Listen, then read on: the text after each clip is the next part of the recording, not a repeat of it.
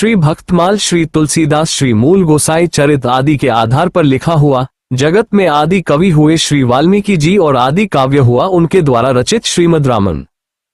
पर उसका भी प्रसार संस्कृत भाषा में होने के कारण जब कुछ सीमित सा होने लगा तो भगवत कृपा से गोस्वामी श्री तुलसीदास जी का प्राकट्य हुआ, जिन्होंने सरल सरस हिंदी भाषा में श्री रामचरित मानस की रचना की। उन दिनों मध्यकाल में भारत की परिस्थिति बड़ी विषम थी। विधर्मियों का बोलबाला था। वेद पुराण शास्त्र आदि सद्ग्रंथ जलाए जा रहे थे। एक भी हिंदू अवशेष न रहे, इसके लिए गुप्त एवं प्रकट रूप से चेष्टा की जा रही थी। धर्मप्रेमी निराश हो गए थे। तभी भगवत कृपा से श्री रामानंद संप्रदाय में महाकवि का प्रादुर्भाव हुआ था। श्री गुरु परंपरा इस प्रकार है। गोस्वामी श्री तुलसीदास जी श्री सीताराम जी के पद पद्म के प्रेम प्राग का पान कर सर्वदा उन्मत्त रहते थे। दिन रात श्री राम नाम को रटते रहते थे। इस अपार संसार सागर को पार करने के लिए आपने श्री रामचरितमानस रूप सुंदर सुगम नौका का निर्माण किया। जन्म बाल्यकाल और गुरुदेव भगवान प्रयाग के पास चित्रकूट जिले में राजापुर नामक एक ग्राम है। वहां आत्माराम दुबे नाम के एक प्रतिष्ठित सरयुपारीन ब्राह्मण रहते थे। उनकी धर्मपत्नी का नाम हुलसी था। संवत 1554 की श्रावण शुक्ला सप्तमी के दिन अभुक्त मूल नक्षत्र में इन्हीं भाग्यवान दंपति के यहाँ 12 महीने तक गर्भ में रहने के पश्चात गोस्वामी तुलसीदास जी का जन्म हुआ। जन्म के दूसरे दिन इनकी माता असार संसार से चल बसी। दासी चुनिया ने बड़े प्रेम से बालक का पालन पोषण किया। जब बालक प्रकट हुआ तब उसके मुख में 32 दांत थे और वह रुदन नहीं कर रहा था अपितु हंस रहा था। प्रकट होते ही उसने मुख से राम नाम का उच्चारण किया, अतः बालक का नाम पड़ गया राम बोला। दासी चुनिया समझ गई थी कि यह कोई साधारण बालक नहीं है। संसार के लोग इस बालक को अमंगलकारी कहने लगे। संसार के लोग बालक को हानि ना पहुंचाए, इस कारण से दासी चुनिया बालक का अलग जगह पालन पोषण करती रही। परंतु जब तुलसीदास लगभग 5.5 वर्ष के हुए तब चुनिया का भी देहांत हो गया। अब तो बालक अनाथ सा हो गया। वो द्वार द्वार भटकने लगा। माता पार्वती को उस होनहार बालक पर दया आई। एक ब्राह्मणी का वेश धारण कर माता पार्वती प्रतिदिन गोस्वामी जी के पास आती और इन्हें अपने हाथों से भोजन करा आती थी। इधर भगवान शंकर जी की प्रेरणा से रामशैल पर रहने वाले श्रीअंतानंद जी के प्रिय शिष्य श्री नरहरियानंद जी ने इस बालक को ढूंढ निकाला और उसका नाम रामबोला रखा। शंकर जी ने उनसे कहा था कि यह बालक विश्व के कल्याण हेतु प्रकट हुआ है। उसे वे अयोध्या ले गए और वहां संवत 1531 माघ शुक्ला पंचमी शुक्रवार को उसका यज्ञोपवीत संस्कार कराया। बिना सिखाए ही बालक रामबोला ने गायत्री मंत्र का उच्चारण किया। इसके बाद नरहरि स्वामी ने वैष्णवों के 5 संस्कार करके रामबोला को राम मंत्र की दीक्षा दी और अयोध्या में ही रहकर विद्याध्ययन कराने लगे। वहां से कुछ दिन बाद गुरु शिष्य दोनों शूकर क्षेत्र सोरो पहुंचे। वहां श्री नरहरि जी ने तुलसीदास जी को श्री रामचरित सुनाया। मैं पुनि निज गुर सन सुनी कथा सो सूकर खेत। बार बार गुरुदेव बालक को रामचरित सुनाते गए परंतु वह भूल जाता था। गुरुदेव रामचरित सुनाते और पूछते, समझ आया? बालक कहता, नहीं। जब बालक लगभग 12 वर्ष का हो गया तब गुरुदेव ने उसे काशी के भक्त और विद्वान शेष सनातन जी के पास भेजा और कहा कि यह बालक थोड़ा कम समझता है, आपको इसे पढ़ाने में थोड़ी अधिक मेहनत करनी पड़ेगी। परंतु हुआ उसके विपरीत। बालक रामबोला ने शीघ्र ही वैद शास्त्रों का अध्ययन कर लिया। शेष सनातन जी तुलसीदास की योग्यता पर रीझ गए। उन्होंने बालक रामबोला को 15 वर्ष तक अपने पास रखा और वेद वेदांत का संपूर्ण अध्ययन कराया। शेष सनातन जी ने नरहरियानंद जी से कहा कि बालक तो तीक्ष्ण बुद्धि वाला है, फिर आपने ऐसा क्यों कहा कि यह बालक कम समझता है? नरहरियानंद जी आश्चर्य में पड़ गए। सत्य बात तो ये थी कि बालक तुलसीदास के मन में राम कथा सुनने की प्रबल लालसा थी। गुरुमुख से जितनी कथा सुनी जाए उन्हें कम ही जान पड़ता। तुलसीदास ने विद्याध्ययन तो कर लिया परंतु ऐसा जान पड़ता है कि उन दिनों भजन कुछ शिथिल पड़ गया। उनके हृदय में लौकिक वासनाएं जाग उठी और अपनी जन्मभूमि का स्मरण हो आया। अपने विद्या गुरु की अनुमति लेकर वे राजापुर पहुंचे। राजापुर में अब उनके घर का धुआंतर अवशेष था। पता लगने पर गांव के भाट ने बताया, एक बार हरिपुर से आकर एक नाई ने आत्माराम जी तुलसीदास जी के पिता से कहा कि आपका बालक अमंगलकारी नहीं अपितु महान भक्त है, उसकी दुर्दशा न होने दो, अपने बालक को ले आओ। परंतु आत्माराम जी ने अस्वीकार कर दिया। तभी एक सिद्ध ने शाप दे दिया कि तुमने भक्त का अपमान किया है, 6 महीने के भीतर तुम्हारा और 10 वर्ष के भीतर तुम्हारे वंश का नाश हो जाए। वैसा ही हुआ, इसलिए अब तुम्हारे वंश में कोई नहीं है। उसके बाद तुलसीदास जी ने विधिपूर्वक पिंडदान एवं श्राद्ध किया। गांव के लोगों ने आग्रह करके मकान बनवा दिया और वहीं पर रहकर तुलसीदास जी लोगों को भगवान राम की कथा सुनाने लगे। श्री तुलसीदास जी का विवाह कार्तिक की द्वितीया के दिन भारद्वाज गोत्र का एक ब्राह्मण वहां सकुटुंब यमुना स्नान करने आया था। कथा बांचने के समय उसने तुलसीदास जी को देखा और मन ही मन मुग्ध होकर कुछ दूसरा ही संकल्प करने लगा। उसको अपनी कन्या का विवाह गोस्वामी जी के साथ ही करवाना था। गांव के लोगों से गोस्वामी जी की जाति पाती पूछ ली और अपने घर लौट गया। वो वैशाख महीने में दूसरी बार आया। तुलसीदास जी से उसने बड़ा आग्रह किया कि आप मेरी कन्या स्वीकार करें। पहले तो तुलसीदास जी ने स्पष्ट नहीं कर दी, परंतु जब उसने अनशन का दिया, धरना देकर बैठ गया, तब उन्होंने स्वीकार कर लिया। संवत 1583 ज्येष्ठ शुक्ला 13 गुरुवार की आधी रात को विवाह संपन्न हुआ। अपनी नवविवाहिता वधू को लेकर तुलसीदास जी अपने ग्राम राजपुर आ गए। पत्नी से वैराग्य की शिक्षा। एक बार जब उसने अपने पिहर जाने की इच्छा प्रकट की तो उन्होंने अनुमति नहीं दी। वर्षों बीतने पर एक दिन वो अपने भाई के साथ मायके चली गई। जब तुलसीदास जी बाहर से आए और उन्हें ज्ञात हुआ कि मेरी पत्नी मायके चली गई, तो वे भी चल पड़े। रात का समय था। किसी प्रकार नदी पार करके जब ये ससुराल में पहुंचे तब सब लोग किवाड़ बंद करके सो गए थे। तुलसीदास जी ने आवाज दी। उनकी पत्नी ने आवाज पहचानकर किवाड़ खोल दिए। उसने कहा कि प्रेम में तुम इतने अंधे हो गए थे कि अंधेरी रात को भी सुधी नहीं रही। धन्य हो, तुम्हारा मेरे इस हार्ड मांस के शरीर से जितना मोह है, उसका आधा भी यदि भगवान से होता तो इस भयंकर संसार से तुम्हारी मुक्ति हो जाती। हार्ड मांस को देह मम तापर जितनी प्रीति, तिमु आधी जो राम प्रति अवसी मिटही भवभीति। फिर क्या था, वे एक क्षण भी न रुके, वहां से चल पड़े। उन्हें अपने गुरु के वचन याद हो आए। वे मन ही मन उसका जप करने लगे। नरहरि कंचन कामिनी रहिए इनते दूर, जो चाहिए कल्याण निज राम दरस भरपूर। जब उनकी पत्नी के भाई को मालूम हुआ तब वो उनके पीछे दौड़ा, परंतु बहुत मनाने पर भी वे लौटे नहीं। फिर वो घर लौट आया। तुलसीदास जी ससुराल से चलकर प्रयाग आए। वहां गृहस्थ वेश छोड़कर साधु वेश धारण किया। फिर अयोध्यापुरी, रामेश्वर, द्वारका, बद्रीनारायण, मानसरोवर आदि स्थानों में तीर्थाटन करते हुए काशी पहुंचे। मानसरोवर के पास उन्हें अनेक संतों के दर्शन हुए। काकभूषुंड जी से मिले और कैलाश की प्रदक्षिणा भी की। इस प्रकार अपनी ससुराल से चलकर तीर्थ यात्रा करते हुए काशी पहुंचने में उन्हें पर्याप्त समय लग गया। श्री हनुमान जी से भेंट और श्री राम लक्ष्मण दर्शन। गोस्वामी जी काशी में प्रहलाद घाट पर प्रतिदिन वाल्मीकि रामायण की कथा सुनने जाया करते थे। वहां एक विचित्र घटना घटी। तुलसीदास जी प्रतिदिन शौच होने जंगल में जाते। लौटते समय जो अवशेष जल होता उसे एक पीपल के वृक्ष के नीचे गिरा देते। उस पीपल पर एक प्रेत रहता था। उस जल से प्रेत की प्यास मिट जाती। जब प्रेत को मालूम हुआ कि ये महात्मा है, तब एक दिन प्रत्यक्ष होकर उसने कहा कि तुम्हारी जो इच्छा हो कहो, मैं पूर्ण करूंगा। तुलसीदास जी ने कहा कि मैं भगवान श्रीराम का दर्शन करना चाहता हूं।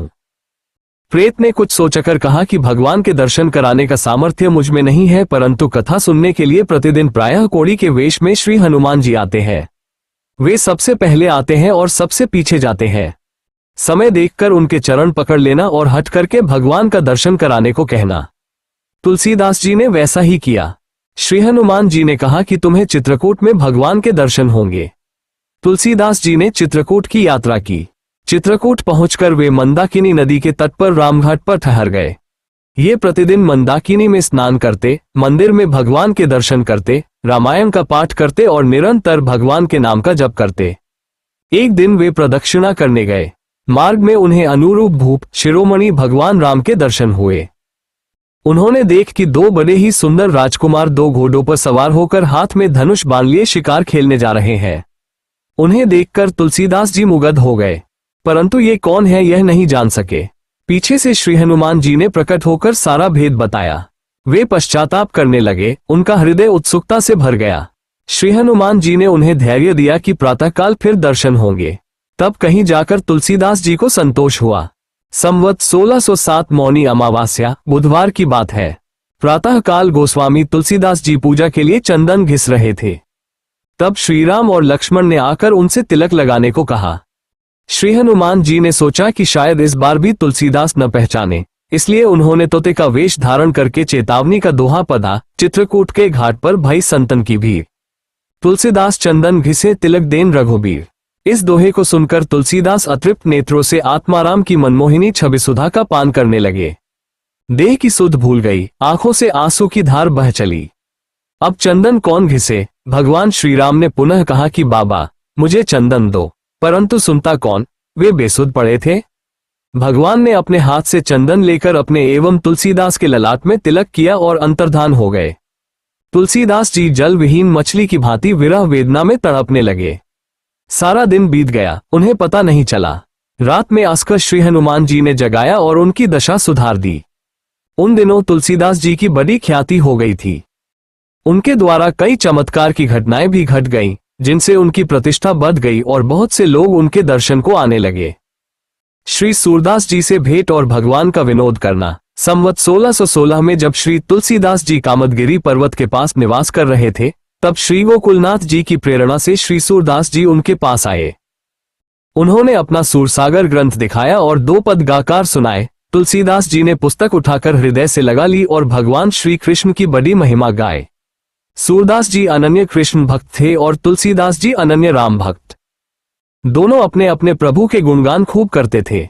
दोनों एक से बढ़कर एक पद सुना रहे थे अपने प्रभु के। भगवान के सभी नामों का एक सा महात्म्य है, परंतु कभी कभी संत और भगवान के बीच में विनोद हो जाता है। दोनों संत अपने अपने प्रभु के नाम का महात्म्य बताने लगे। निश्चय करने के लिए एक तराजू लाया गया।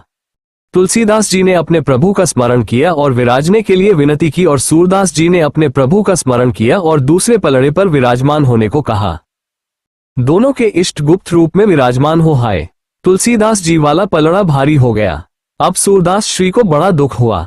वे कहने लगे कि बेकार में ही श्री कृष्ण के चक्कर में पड़ गए।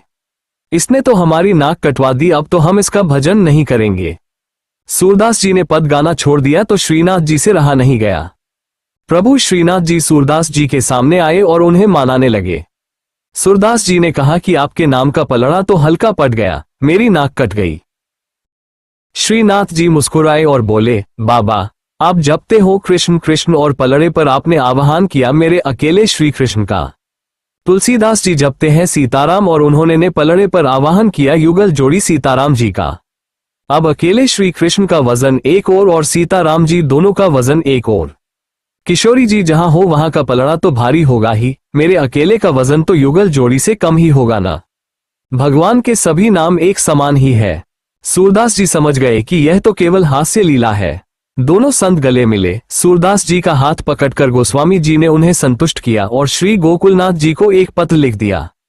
7 दिन सत्संग करके सूरदास जी लौट गए। श्री मीराबाई का पत्र। उन्हीं दिनों मेवाड़ से मीराबाई का पत्र लेकर सुखपाल नामक एक ब्राह्मण आया था। मीराबाई का प्राकट्य उस दौर में हुआ था जब राजपूतों की स्त्रियां उघड़ा सिर नृत्य करना तो दूर, सूरज की किरणें भी उन्हें नहीं स्पर्श कर पाती थी। राजपूतों की स्त्रियों को बहुत मर्यादा और भारी नियम कानून के साथ रहना पड़ता था, परंतु भक्ति की उन्मत्त अवस्था में मान मर्यादा का होश रहता ही कहा है। कृष्ण भक्तों के संग मीरा कृष्ण मंदिर में नृत्य करती रहती। उसके परिवार को ये सब पसंद नहीं तथा मीरा महल से बाहर न जाए, इसलिए राजा ने महल के भीतर ही कृष्ण मंदिर बनवा दिया था, परंतु वहां भी साधु संत मीरा का नृत्य देखने पहुंच जाते।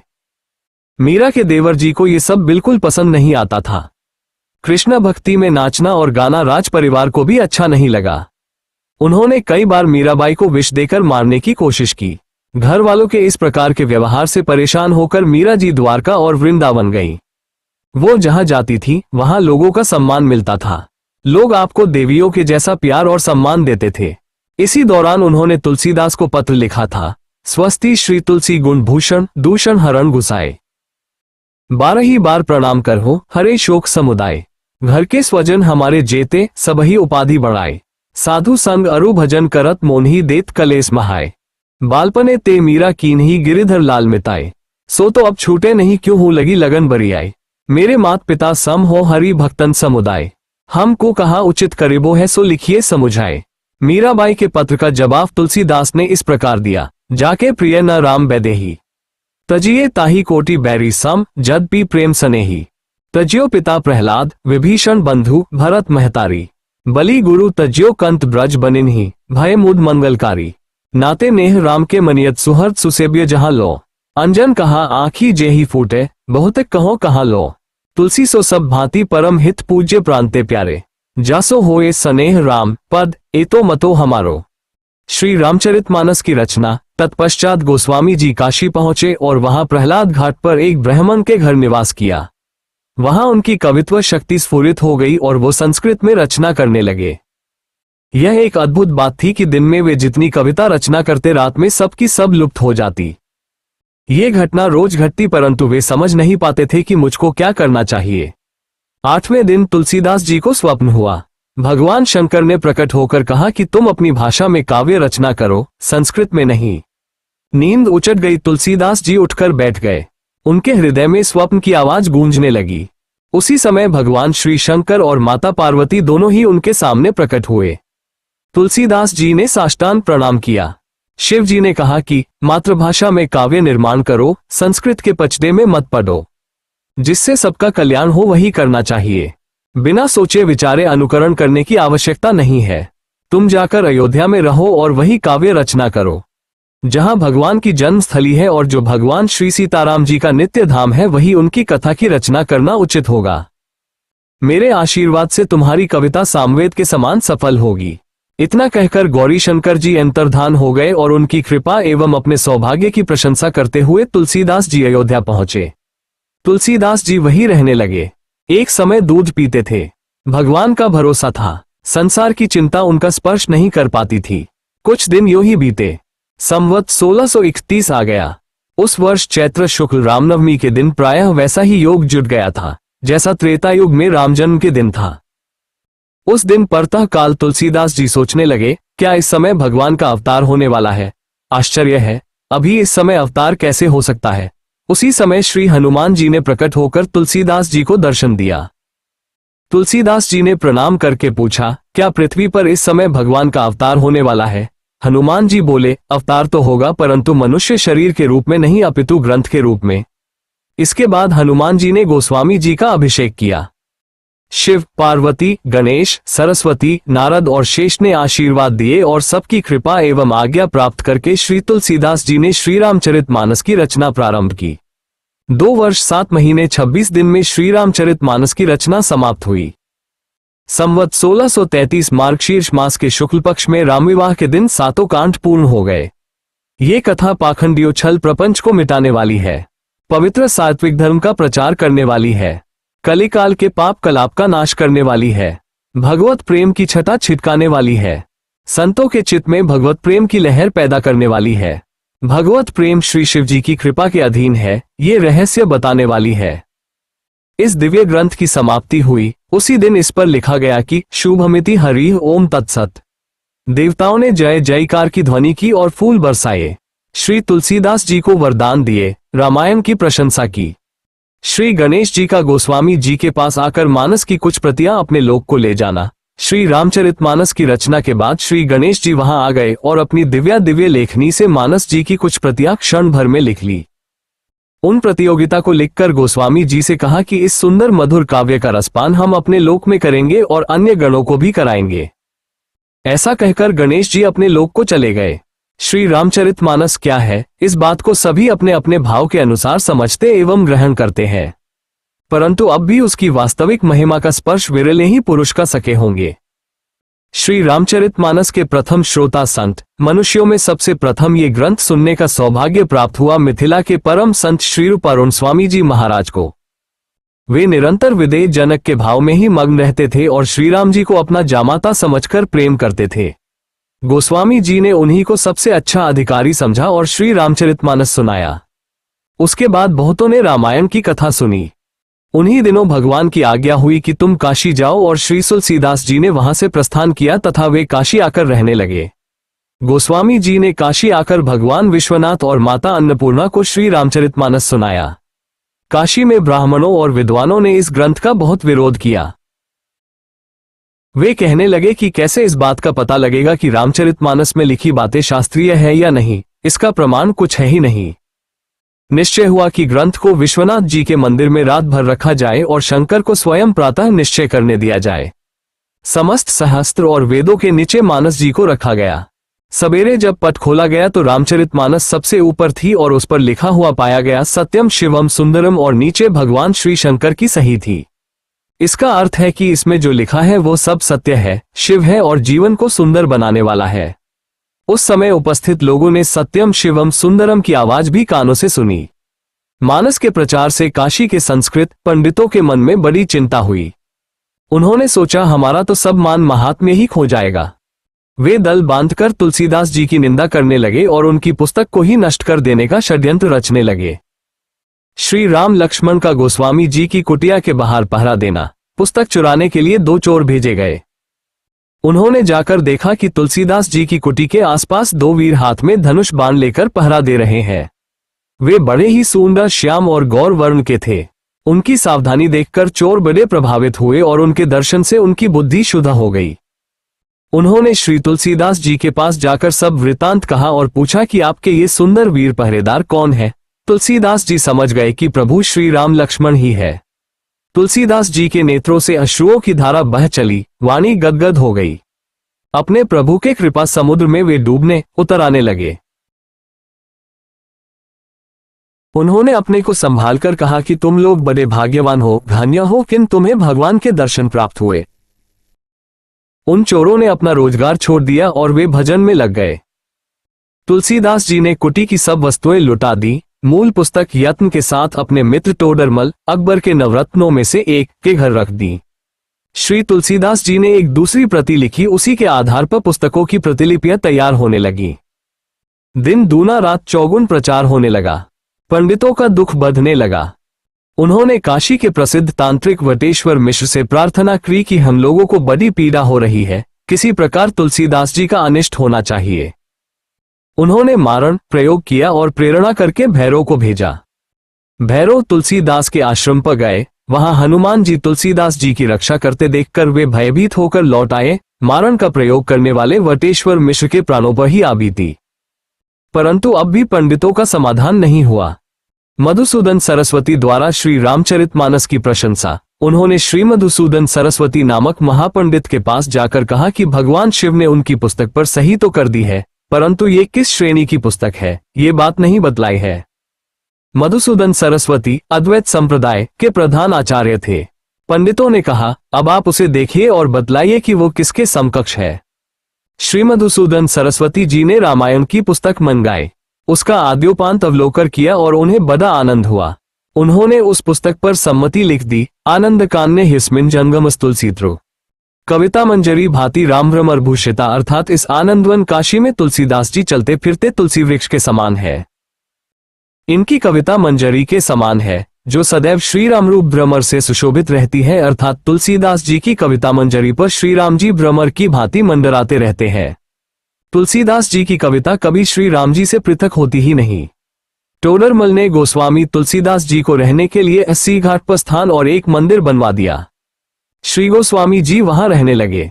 विप्रचंद ब्राह्मण पर कृपा। एक बार एक विप्रचंद नामक ब्राह्मण से हत्या हो गई और उस हत्या के प्रायश्चित के लिए वो अनेक तीर्थों में घूमता हुआ काशी आया। वो मुख से पुकार कर कहता था, राम राम, मैं हत्यारा हूं, मुझे भिक्षा दीजिए। श्री गोस्वामी जी ने उसके मुख से अपने इष्ट देव का अति सुंदर राम नाम सुनकर उसे अपने निवास स्थान पर बुला लिया और उसे हृदय से लगा लिया। गोस्वामी जी ने बड़ी प्रसन्नता से कहा, तुलसी जाके बदनते धोखे हूं निकसत राम, ताके पग की पगत्री मेरे तन को चाम। वैराग्य संदीपनी। फिर उसे अपनी पंक्ति में बैठकर प्रसाद पवाया, जिससे वो शुद्ध हो गया।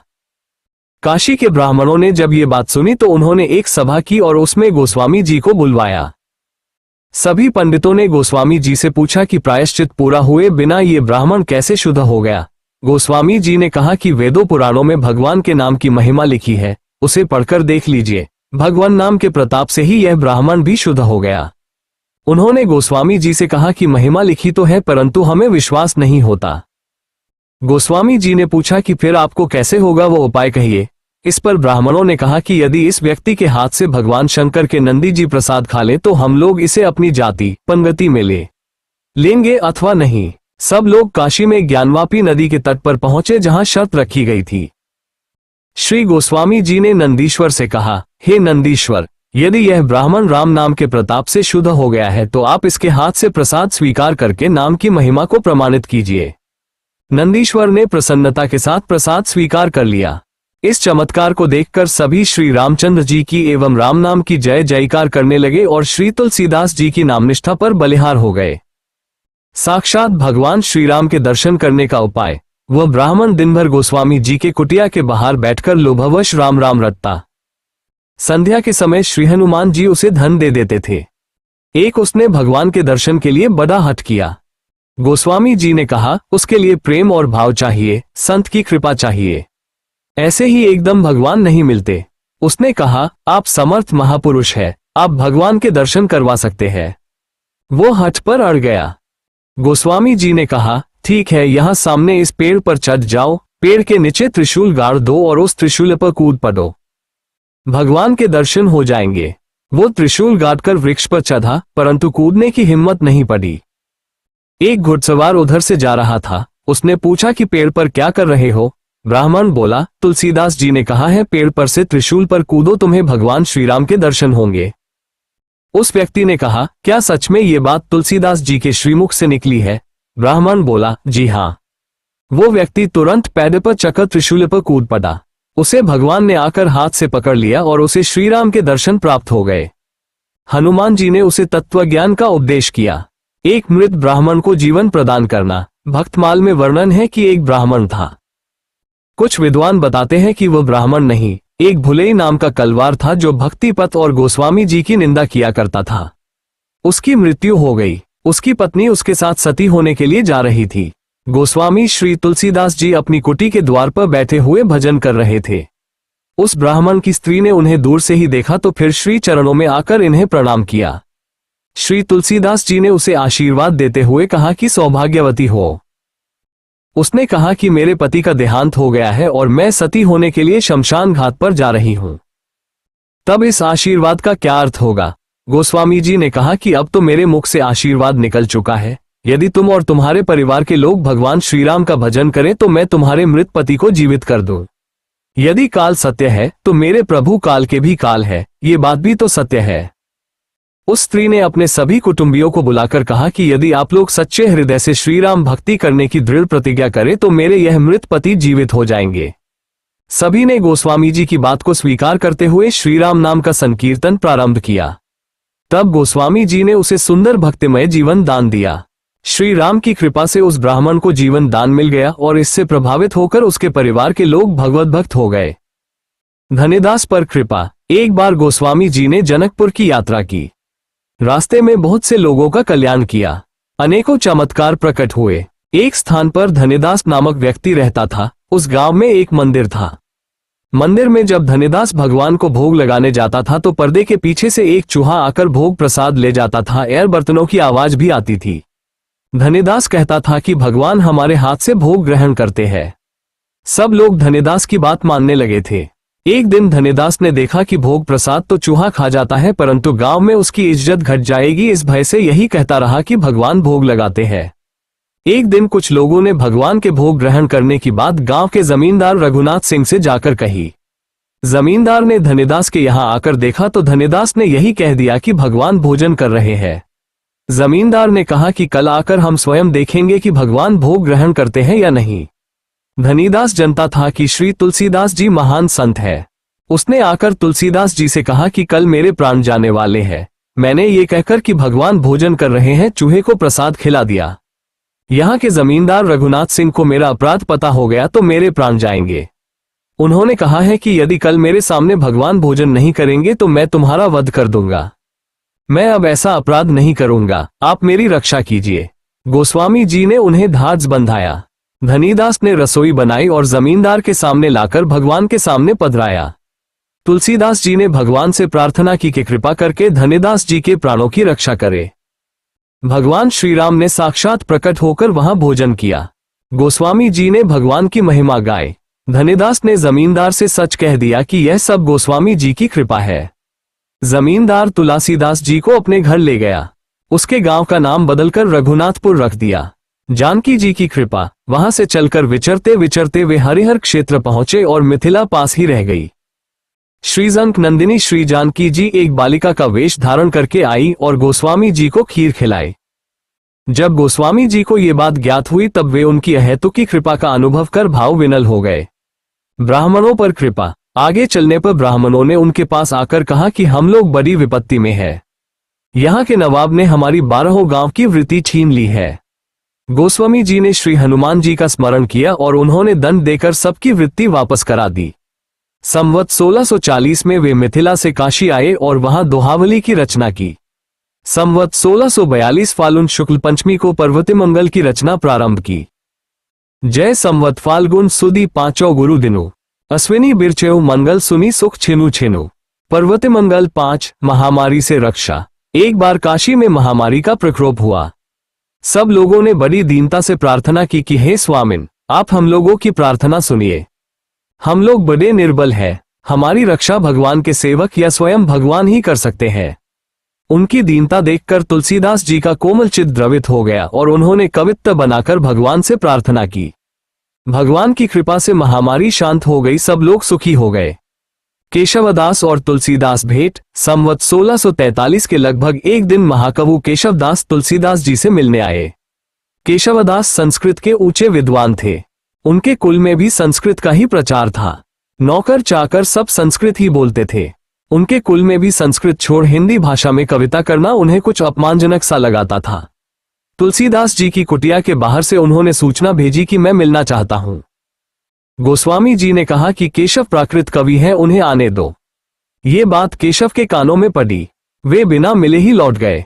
अपनी तुच्छता उनकी समझ में आ गई और वहां के सेवक के पुकारने पर उन्होंने कहा कि मैं कल आऊंगा। घर जाकर सरल हिंदी में रामचंद्रिका की रचना की और फिर उसके बाद गोस्वामी जी के पास आ गए। दोनों खूब हृदय से मिले। प्रेम भक्ति का आनंद छा गया। प्रेत का उद्धार। एक बार आदिल शाही राज्य के थानाध्यक्ष दत्तात्रेय नाम के ब्राह्मण गोस्वामी जी के पास आए। उनके प्रसाद मांगने पर गोस्वामी जी ने अपनी हस्तलिखित दोहावली रामायण की पोथी दे दी। उन दिनों जिस पर विपत्ति आती वही गोस्वामी जी के पास आता और गोस्वामी जी उसकी रक्षा करते। नीमसार के वनखंडी जी के पास तीर्थयात्रा करता हुआ एक प्रेत आया। कई वर्षों से प्रेत योनि में भटक रहा था। कई तीर्थों में जाकर आया पर प्रेत योनि से नहीं छूटा। वनखंडी जी के पास गोस्वामी जी बैठे हुए थे। प्रेत ने गोस्वामी जी के दर्शन किए और दर्शन मात्र से वह प्रेत योनि से मुक्त हो गया और दिव्य रूप धारण करके भगवान श्रीराम के धाम में चला गया। वनखंडी जी की प्रार्थना से गोस्वामी जी ने तीर्थयात्रा की। अयोध्या में पहुंचकर उन्होंने राम नामक गायक को गीतावली दे दी। वहां से वे अनेकों तीर्थों में गए। कहीं दुखियों की रक्षा करते, कहीं सत्संग से साधुओं को आनंदित करते, कहीं भगवान की कथा कहते। उस यात्रा में गोस्वामी जी ने कितने लोगों का लौकिक, पालौकिक और पारमार्थिक कल्याण साधन किया, यह वर्णनातीत है। नीमसार पहुंचकर गोस्वामी जी ने वनखंडी जी की इच्छा अनुसार सब तीर्थ स्थानों को ढूंढ निकाला और उनकी स्थापना की। उस समय संवत 1649 था। कौशल्यानंदन भगवान का श्री विग्रह स्थापित। कुछ लोग दक्षिण देश से भगवान श्रीराम की मूर्ति लेकर स्थापना करने के लिए श्रीअवध जा रहे थे। यमुना तट पर उन्होंने विश्राम किया। उदय नाम के ब्राह्मण वो मूर्ति देखकर मुग्ध हो गए। उन्होंने चाहा कि इस मूर्ति की स्थापना यहीं पर हो जाए। गोस्वामी जी से प्रार्थना की। दूसरे दिन जब उन लोगों ने उस प्रतिमा को उठाकर ले जाना चाहा तब वो उठी ही नहीं। तब उसकी स्थापना वही कर दी। गोस्वामी जी ने उनका नाम कौशल्यानंदन रख दिया। श्री गोस्वामी जी के विद्या पढ़ने के समय के गुरु भाई नंददास जी कनौजिया यहीं मिले। उनके साथ भगवान का दर्शन एवं प्रसाद पाकर भक्तों को आनंदित कर गोस्वामी जी ने चित्रकूट की यात्रा की। प्रेत केशवदास पर कृपा। दिल्ली के बादशाह अकबर ने गोस्वामी जी के चमत्कारों के बारे में बहुत कुछ सुना था। बादशाह ने अपना आदमी भेजकर गोस्वामी जी को दरबार में लेकर आने को कहा। जब गोस्वामी जी चित्रकूट से चलकर ओरछा होकर दिल्ली के रास्ते जाने लगे तब ओरछा के पास रात में केशवदास प्रेत के रूप में मिले। गोस्वामी जी ने बिना प्रयास ही उनका उद्धार किया और वे विमान पर चढ़कर भगवान के धाम को गए। एक स्त्री का पुरुष में बदल जाना। चरवारी के ठाकुर की लड़की जो कि बहुत ही सुंदरी थी। इसके माता पिता को बहुत प्रयास करने पर पुत्र प्राप्त नहीं हुआ, पुत्री हो गई। उन्होंने सबसे यह बात छुपाकर रखी कि हमें पुत्री हुई है। उन्होंने बचपन से ही उस पुत्री को पुरुष जैसे कपड़े पहनाए, बोलचाल भी लड़के जैसे सीख रखी थी। जब विवाह का समय आया तो माँ बाप ने सत्य बात किसी से कही नहीं, क्योंकि उनकी इज्जत पानी में मिल जाती। अब उनकी पुत्री जी से उन्होंने पुरुष की तरह बनवा रखा था। उसका विवाह एक स्त्री के साथ हो गया था। विवाह के बाद सच सामने आ गया कि यह तो स्त्री है, ना कि कोई पुरुष। परंतु विवाह हो चुका था, लोग करते ही वया, स्त्री का विवाह स्त्री से हो गया। एक दिन जब गोस्वामी जी उधर से निकले तब लोगों ने उन्हें घेर लिया और प्रार्थना की कि इस कन्या की रक्षा कीजिए। गोस्वामी जी ने श्री रामचरितमानस का नवाह पाठ किया और वो स्त्री से पुरुष बन गई। ये देखकर गोस्वामी जी का शरीर पुलकित हो गया और उनके मुंह से अतर्कित ही जय जय सीताराम निकल गया। अकबर के दरबार में गोस्वामी जी दिल्ली पहुंचे। बादशाह ने दरबार में बुलाकर कहा कि कोई चमत्कार दिखाओ। गोस्वामी जी ने कहा कि मुझे कोई चमत्कार मालूम नहीं। बादशाह ने खींचकर उन्हें कैद कर लिया। जेल में जाते ही ऐसी तो ही न बूझिए हनुमान हठीले पद की रचना की। फिर क्या था, वानरों ने बड़ा उत्पात किया, महल में कोहराम मच गया। बादशाह को बड़ी चोट आई। फिर तो तुरंत गोस्वामी जी जेल से छोड़ दिए गए और बड़ा अनुनय विनय करके उनसे अपराध क्षमा कराया गया। बादशाह ने बड़े सम्मान के साथ उन्हें विदा किया। भक्तमाल सुमेरु गोस्वामी श्री तुलसीदास जी, श्री नाभादास जी ने भक्तों की माला भक्तमाल की रचना की। अब माला का सुमेरु का चयन करना कठिन हो गया। किस संत को सुमेरु बनाए, इस बात का निर्णय कठिन हो रहा था। पूज्य श्री अग्रदेवाचार्य जी के चरणों में प्रार्थना करने पर उन्होंने प्रेरणा की कि वृंदावन में भंडारा करो और संतों का उत्सव करो। उसी भंडारे उत्सव में कोई न कोई संत सुमेरु के रूप में प्राप्त हो जाएगा। सभी तीर्थ धामों में संतों को कृपापूर्वक भंडारे में पधारने का निमंत्रण भेजा गया। काशी में 80 घाट पर श्री तुलसीदास जी को भी निमंत्रण पहुंचा था, परंतु उस समय वे काशी में नहीं थे। उस समय वे भारत के तत्कालीन बादशाह अकबर के आमंत्रण पर दिल्ली पधारे थे। दिल्ली से लौटते समय गोस्वामी तुलसीदास जी वृंदावन दर्शन के लिए पहुंचे। वे श्री वृंदावन में कालीदाह के समीप श्रीराम गुलेला नामक स्थान पर ठहर गए। श्री नाभाजी का भंडारे में पधारना अति आवश्यक जानकर गोपेश्वर महादेव ने प्रत्यक्ष दर्शन देकर गोस्वामी जी से भंडारे में जाकर संतों के दर्शन करने का अनुरोध किया। गोस्वामी जी भगवान शंकर की आज्ञा पाकर भंडारे में पधारे। गोस्वामी जी जब वहां पहुंचे उस समय संतों की पंगत बैठ चुकी थी। स्थान पूरा भरा हुआ था। स्थान पर बैठने की कोई जगह नहीं थी। तुलसीदास उस स्थान पर बैठ गए जहां पूज्यपाद संतों के पादत्राण जूतियां रखी हुई थीं। परोसने वालों ने उन्हें पत्तल दी और उसमें सब्जियां व पूरियां परोस दी। कुछ देर बाद सेवक खीर लेकर आया। उसने पूछा, महाराज आपका पात्र कहाँ है? खीर किस पात्र में परोसी जाए? तुलसीदास जी ने एक संत की जूती हाथों में लेकर कहा, इसमें परोस दो खीर। ये सुनते ही खीर परोसने वाला क्रोधित को उठा बोला, अरे राम राम, कैसा साधु है जो कमंडल नहीं लाया खीर पाने के लिए, अपना पात्र लाओ। पागल हो गए हो जो इस जूती में खीर लोगे? शोर सुनाई देने पर नाभादास जी वह पर दौड़ कर आए। उन्होंने सोचा कहीं किसी संत का भूल कर भी अपमान न हो जाए। नाभादास जी यह बात नहीं जानते थे कि तुलसीदास जी वृंदावन पधारे हुए हैं। उस समय संत समाज में गोस्वामी जी का नाम बहुत प्रसिद्ध था। यदि वे अपना परिचय पहले देते तो उन्हें सिंहासन पर बिठाया जाता, परंतु धन्य है गोस्वामी जी का दैन्य। नाभादास जी ने पूछा, संत भगवान, आप संत की जूती में खीर क्यों पाना चाहते हैं? ये प्रश्न सुनते ही गोस्वामी जी के नेत्र भर आए। उन्होंने उत्तर दिया, परोसने वाले सेवक ने कहा कि खीर पाने के लिए पात्र लाओ। संत भगवान की जूती से उत्तम पात्र और कौन सा हो सकता है? जीव के कल्याण का सरल श्रेष्ठ साधन है कि उसे अकिंचन भक्त की चरण रज प्राप्त हो जाए। प्रहलाद जी ने कहा है, न अपने आप बुद्धि भगवान में लगती है और न किसी के द्वारा प्रेरित किए जाने पर लगती है। तब तक बुद्धि भगवान में नहीं लगती जब तक किसी आकिंचन प्रेमी रसिक भक्त की चरण रज मस्तक पर धारण नहीं की जाती। ये जूती परम भाग्यशालिनी है। इस जूती को न जाने कितने समय से संत के चरण की रज लगती आई है और केवल संत चरण रज ही नहीं अपितु पवित्र व्रज रज इस जूती पर लगी है। ये रज खीर के साथ शरीर के अंदर जाएगी तो हमारा अंतःकरण पवित्र हो जाएगा। संत की चरण रज में ऐसी श्रद्धा देखकर नाभा जी के नेत्र भर आए। उन्होंने नेत्र बंद करके देखा तो जान गए कि यह तो भक्त चरित्र प्रकट करते समय, भक्तमाल लेखन के समय हमारे ध्यान में पधारे हुए महापुरुष है। नाभाजी ने प्रणाम करके कहा, आप तो गोस्वामी श्री तुलसीदास जी है, हम पहचान नहीं पाए।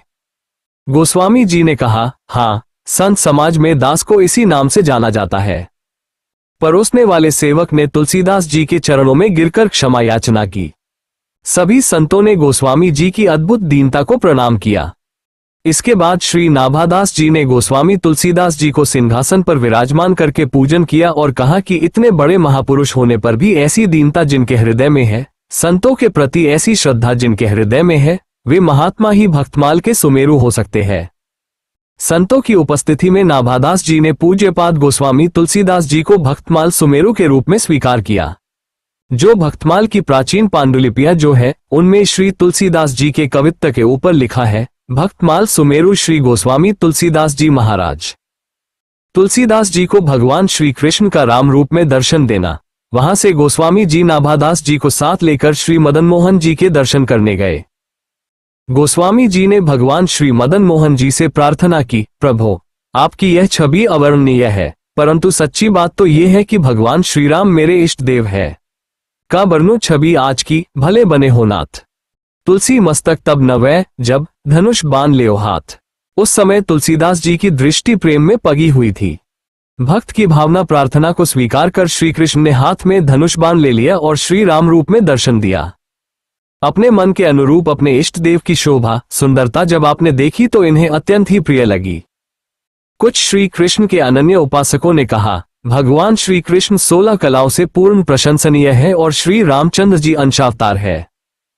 ये सुनकर गोस्वामी जी ने उत्तर दिया कि अब तक तो मैं उन्हें श्री दशरथ जी का पुत्र परम सुंदर उपमा रहित जानकर उनसे प्रेम करता था, परंतु आज आपके द्वारा मालूम हुआ कि उनमें ईश्वरता भी है।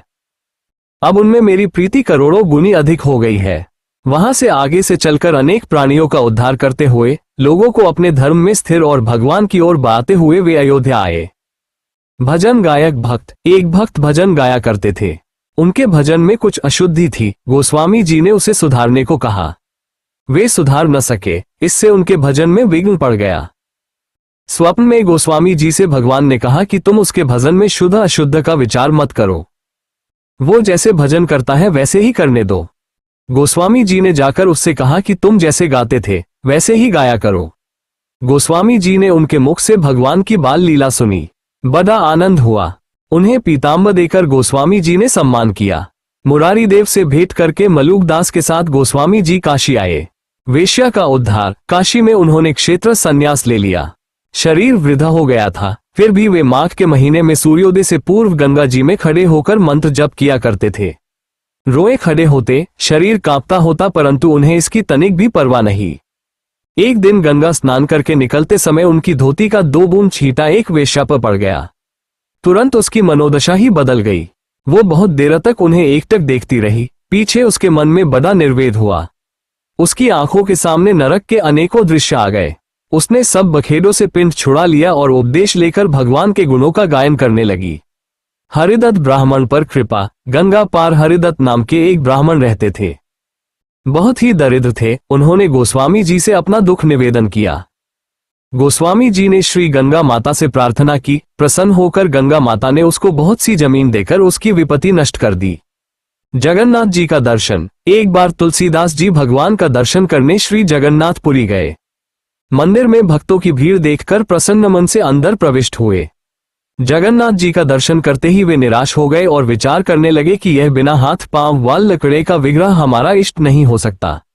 हमारे इष्ट के हाथ में तो धनुष बाण है, वक्षः स्थल सिंह जैसा चौड़ा है, लंबी भुजाएं हैं। बाहर निकलकर दूर एक वृक्ष के तले बैठ गए। सोचाने लगे कि इतनी दूर आना व्यर्थ हुआ। क्या गोलाकार नेत्रों वाला हस्तपादविहीन दारुदेव मेरा राम हो सकता है? कदापि नहीं। रात्रि हो गई। भूख प्यास के मारे तुलसीदास जी बहुत श्रमित हो गए थे। अचानक एक आहट हुई। वे ध्यान से सुनने लगे। अरे बाबा, तुलसीदास कौन है? तुलसीदास कौन है? एक बालक हाथों में प्रसादी भाट की थाली लिए पुकार रहा था। तभी आप उठते हुए बोले, मैं ही हूं तुलसीदास। कहो क्या बात है? बालक ने कहा, आप यहाँ हैं, मैं बड़ी देर से आपको खोज रहा हूं। बालक ने कहा, जगन्नाथ जी ने आपके लिए प्रसाद भेजा है। तुलसीदास बोले, कृपा करके आप इसे वापस ले जाया। बालक ने कहा, आश्चर्य की बात है, जगन्नाथ का भात पाने दूर दूर से लोग आते हैं। कितने भक्त तरसते हैं इस प्रसाद को पाने के लिए और आप अस्वीकार कर रहे हैं, ऐसा क्यों? तुलसीदास बोले, मैं बिना अपने इष्ट को भोग लगाए कुछ ग्रहण नहीं करता। फिर यह जगन्नाथ का जूठा प्रसाद जिसे मैं अपने इष्ट को समर्पित न कर सकूं, इसका भोग मैं श्रीराम को कैसे लागूं? बालक ने मुस्कुराते हुए कहा, बाबा, आपके इष्ट ने ही तो भेजा है। तुलसीदास बोले, ये हस्तपादविहीन दारुमूर्ति मेरा इष्ट नहीं हो सकता। बालक ने कहा कि अपने श्री रामचरितमानस में तो आपने इसी रूप का वर्णन किया है। बिनु पद चलई सुनई बिनु काना। कर बिनु कर्म करी विधि नाना आनंद रहित सकल रस भोगी। बिनु बानी बक्ता बड़ जोगी। यह बात सुनते ही तुलसीदास के नेत्रों से अश्रुधारा बहने लगी, मौन हो गए। थाल रखकर बालक ये कहकर अदृश्य हो गया कि मैं ही राम हूं। मेरे मंदिर के चारों द्वारों पर हनुमान का पहरा है। विभीषण नित्य मेरे दर्शन को आता है। कल प्रातः तुम भी आकर दर्शन कर लेना। तुलसीदास जी ने बड़े प्रेम से प्रसाद ग्रहण किया। प्रातः मंदिर में उन्हें जगन्नाथ, बलभद्र और सुभद्रा के स्थान पर श्री राम, लक्ष्मण एवं जानकी के भव्य दर्शन हुए। भगवान ने भक्त की इच्छा पूरी की। जिस स्थान पर तुलसीदास जी ने रात्रि व्यतीत की थी, वह स्थान तुलसी चौरा नाम से विख्यात हुआ। वहां पर तुलसीदास जी की पीठ बड़छता मठ के नाम से प्रतिष्ठित है। 3 बालक बड़े ही पुण्यात्मा थे। वे प्रतिदिन गोस्वामी जी के दर्शन के लिए आते। गोस्वामी जी उनका प्रेम पहचानते थे। वे केवल उन्हें ही दर्शन देने के लिए बाहर निकलते और फिर अंदर जाकर बैठ जाते। जिन्हें दर्शन नहीं मिलता वे इस बात से अप्रसन्न थे। गोस्वामी जी को पक्षपाती कहने लगे। एक दिन गोस्वामी जी ने उनका महत्व सब लोगों पर प्रकट किया। उनके आने पर भी वे बाहर नहीं निकले, अंदर ही बैठे रहे। तुलसी बाबा का दर्शन न मिलने पर उन तीनों बालकों ने अपने शरीर त्याग दिए। गोस्वामी जी बाहर निकले और सबके सामने भगवान का चरणामृत पिलाकर उन्हें जीवन दान दिया। संवत 1669 वैशाख शुक्ल में टोडरमल जी का देहांत हुआ। उसके 5 महीने बाद उनके दोनों लड़कों को उनकी धन संपत्ति गोस्वामी जी ने बांट दी। इसके बाद छोटी मोटी और कई रचनाएं की। बाहु पीड़ा होने पर हनुमान बाहुक का निर्माण किया। पहले के ग्रंथों को दोहराया, दूसरों से लिखवाया। संवत 1670 बीतने पर जहांगीर आया। वो बहुत सी जमीन और धन देना चाहता था, परंतु गोस्वामी जी ने ली नहीं। एक दिन बीरबल की चर्चा हुई, उनकी बुद्धि और वाक्पटुता की गई। गोस्वामी जी ने कहा कि खेद है कि इतनी बुद्धि पाकर उन्होंने भगवान का भजन नहीं किया। अयोध्या धाम में श्रद्धा। एक दिन अयोध्या का भंगी आया। गोस्वामी जी भगवान के धाम में बड़ी निष्ठा रखते थे। अयोध्या के सब वासी सरकार के परिकर है यही समझते थे। तुलसीदास जी के पास भंगिन आई तो उन्होंने उसे भगवान का स्वरूप समझकर अपने हृदय से लगा लिया। एक बार गिरनार पर्वत गुजरात प्रांत के बहुत से सीधा आकाश मार्ग से आए। तुलसीदास जी का दर्शन करके बड़े आनंदित हुए। उन्होंने बड़े प्रेम से पूछा कि तुम कलयुग में रहते हो फिर भी काम से प्रभावित नहीं होते, इसका क्या कारण है? ये योग की शक्ति है अथवा भक्ति का बल है? गोस्वामी जी ने कहा कि मुझे न भक्ति का बल है, न ज्ञान का बल है, न योग का बल है। मुझे तो केवल भगवान श्री राम के नाम का भरोसा है। गोस्वामी जी का उत्तर सुनकर वे सीधा बहुत प्रसन्न हुए। उनसे आज्ञा लेकर गिरनार चले गए। चंद्रमणि भाट और गोस्वामी जी के पास चंद्रमणि नाम का एक भाट आया। उसने उनके चरणों में गिरकर प्रार्थना की, मेरी आधी उम्र विषयों के भोग में ही बीत गई, अब जो बची है वो भी वैसे ही न बीत जाए। इंद्रियों के कारण मेरी बड़ी हंसी हुई, कहीं अब भी ना हो। मेरे मन में काम क्रोधादि बड़े बड़े खल रहते हैं, कहीं अब भी वे न रह जाएं। महाराज, अब मुझे भगवान के चरणों में ही रखिए, काशी से मत हटाइए। गोस्वामी जी ने उसकी प्रार्थना स्वीकार कर ली। बड़ी प्रसन्नता से कहा कि तुम यहीं हमेशा रहो और भगवान का गुणगान करो। विनय पत्रिका की रचना। एक दिन रात को कलयुग मूर्त रूप धारण कर उनके पास आया और उन्हें त्रास देने लगा। गोस्वामी जी ने श्री हनुमान जी का ध्यान किया। श्री हनुमान जी ने उन्हें विनय के पद रचने को कहा। इस पर गोस्वामी जी ने विनय पत्रिका लिखी और भगवान के चरणों में समर्पित कर दी। श्री राम ने उस पर हस्ताक्षर कर दिए और श्री तुलसीदास जी को निर्भय कर दिया। श्री तुलसीदास जी का साकेत गमन। गोस्वामी जी का अंतिम समय आ गया। उन्होंने अपनी दशा देखकर लोगों से कहा कि श्री रामचंद्र जी के चरित्र का वर्णन करके अब मैं मौन होना चाहता हूं। आप लोग तुलसीदास के मुख में अब तुलसी डालें। संवत 1680 श्रावण कृष्ण तृतीया शनिवार को गंगा जी के तट पर 80 घाट पर गोस्वामी जी ने राम राम कहते हुए अपने शरीर का परित्याग किया। गोस्वामी जी अमर है, वे अब भी श्री रामचरितमानस के रूप में लोगों के बीच में विद्यमान है। अनंत काल तक हम लोगों में ही रहकर हम लोगों का कल्याण करेंगे। भक्त भगवान से पृथक नहीं होते। भक्त ही भगवान के मूर्त स्वरूप है। वे कृपा करके हमारे हृदय को शुद्ध करें और भगवान के चरणों में निष्कपट प्रेम दें। ये जीवनी गोसाई जी के समकालीन श्री बेनी माधव दास जी द्वारा रचित मूल गोसाई चरित नामक पोथी और नाभादास जी कृत श्री भक्तमाल के आधार पर लिखी गई है। कुछ सज्जनों ने मूल गोसाई चरित्र पोथी को अप्रामाणिक माना है, परंतु महात्मा बलकराम जी विनायक, राय बहादुर बाबू, श्याम सुंदर दास जी, श्री श्री रामदास जी गौड़ आदि महानुभावों ने इसको अत्यंत विश्वसनीय और प्रामाणिक माना है। श्री बेनी माधव दास जी की पहली भेंट श्री गोस्वामी जी से संवत 1609 और 1616 के बीच हुई थी। गोस्वामी जी महाराज 1680 में साकेतवासी हुए थे। इतने लंबे परिचय वाले सज्जन की लिखी जीवनी को अप्रामाणिक कैसे कहा जा सकता है? भक्तमाल का चरित्र भी इससे मेल खाता है। श्री तुलसीदास जी के चरणों में हमारा कोटि कोटि प्रणाम है।